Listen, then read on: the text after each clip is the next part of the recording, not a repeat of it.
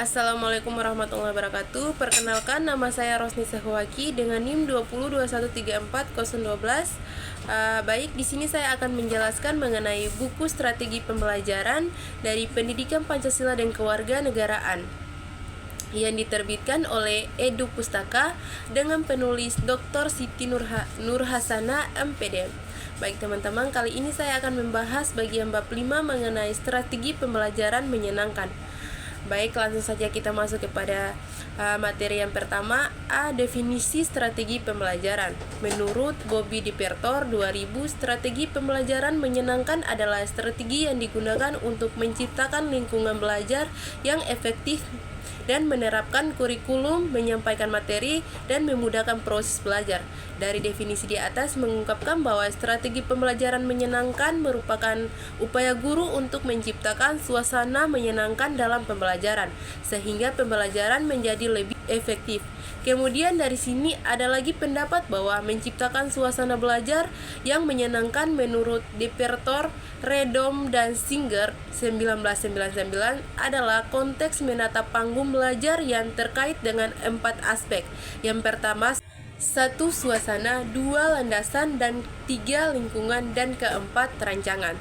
Pembelajaran yang menarik dan menyenangkan menjadi salah satu alternatif bagi guru yang meningkatkan kualitasnya dalam mendidik peserta didik. Untuk itu, guru harus mengetahui hakikat belajar dan pembelajaran yang baik.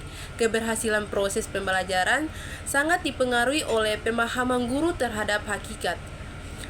Selain dapat meningkatkan semangat belajar, pembelajaran yang menarik dan menyenangkan juga memacu seseorang guru untuk lebih kreatif, inovatif dalam menciptakan pembelajaran yang dapat menarik perhatian siswa dalam menyampaikan materi pembelajaran.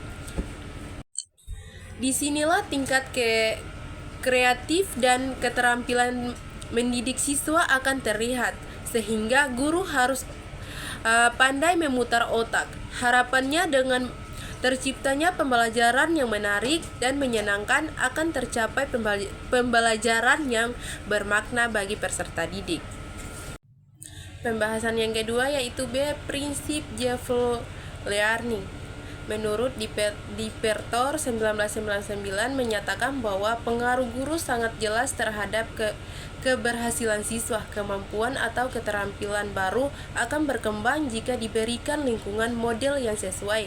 Lebih lanjut, beliau menyatakan guru adalah faktor penting dalam lingkungan belajar dan kehidupan siswa. Jadi peran guru lebih dari sekedar pemberian ilmu pengetahuan. Guru adalah rekan belajar, model pembimbing, fasilitator, dan pengubah kesuksesan siswa. Dorongan guru yang diidolakan dan disenangi. Semangat belajar siswa akan terpicu dalam menyenangkan. 1. Lingkungan fisik kelas. Lingkungan fisik kelas sangat dipengaruhi terhadap keberhasilan pembelajaran. Lingkungan kelas yang kondusif, nyatanya menyenangkan dan bersih berperan penting dalam menunjukkan keefektifan peserta didik. 2. Musik dalam pembelajaran. Suasana ini kebanyakan dipengaruhi berbagai faktor seperti sirkulasi udara dalam ruangan, sehingga pencahayaan dan pengaruh musik dalam suasana belajar, khusus mengenai peran musik dalam mendukung terlaksananya suatu pembelajaran yang efektif, telah banyak dibuktikan dalam beberapa penelitian akhir-akhir ini. Berikut ini sebagaimana dikatakan oleh Bobby Dipertor 1999 bahwa musik sekurangnya bermanfaat untuk 1. Menata suasana hati, 2. Meningkatkan hasil belajar yang diinginkan, 3. Menyoroti hal-hal yang penting. Berikut ini interaksi guru dan siswa. Di antara 3 faktor yang diperangi dalam menciptakan pembelajaran menyenangkan tersebut, interaksi antara guru dan siswa merupakan paling utama. Dipertor 2000 menyatakan jika guru ingin komunitas belajarnya menjadi tempat yang meningkatkan kesadaran dan dengan partisipasi, pembalik dan pertumbuhan serta tempat emosian dihargai, maka suasana kelas termasuk bahasa yang dipilih, cara menjalin rasa simpati dan sikap terhadap sekolah serta belajar seharusnya yang dipenuhi kegembiraan yang dapat dibawa kegembiraan pula pada siswa. Berikut ini ada beberapa aspek joyful learning.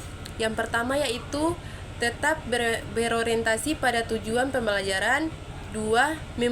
Memancing keterlebihan siswa dalam proses pembelajaran. 3. Menyimbangkan aspek kognitif, aspek efektif, dan psikomotorik. 4.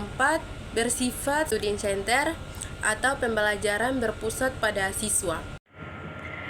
C. Strategi joyful learning. 1. Definisi. Di sini akan dijelaskan joyful learning berarti dari kata joyful yang berarti menyenangkan, sedangkan learning adalah pembelajaran, yaitu sistem pembelajaran yang berusaha untuk membangkitkan minat, adanya keterlibatan penuh dan terciptanya makna. Pemahaman inilah yang membahagiakan pada diri siswa. Joyful learning adalah pendekatan yang digunakan oleh pengajar, dalam hal ini adalah guru, untuk membuat siswa lebih dapat menerima materi yang disampaikan yang dikarenakan suasana yang menyenangkan dan tanpa keterangan dalam menciptakan rasa senang.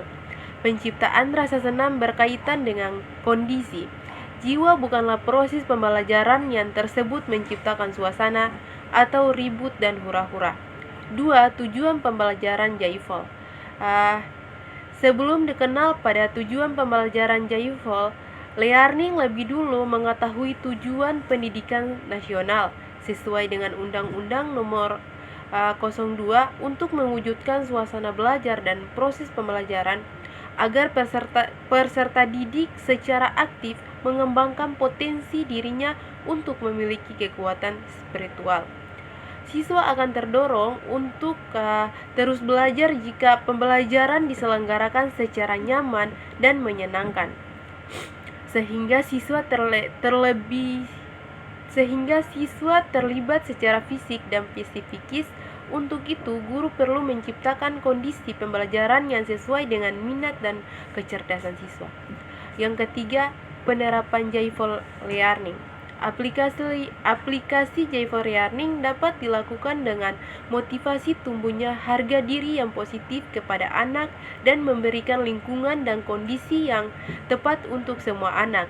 Dengan kata lain, semua anak merasakan bahwa kontribusi mereka sekecil apapun sangat berharga. B. Mereka merasa aman atau fisik dan psikis dalam lingkungan belajar. C. Gagasan mereka dihargai. Dan 4. Teknik model pembelajaran joyful learning. Di sekolah, teknik joyful learning yang diterapkan dalam sekolah dapat dipilih dalam keadaan 4 bagian. Yang pertama, teknik persiapan. Yang kedua, teknik penyampaian. Yang ketiga, teknik pelatihan. Dan yang terakhir keempat yaitu teknik penutup. Sekian dari materi saya, terima kasih.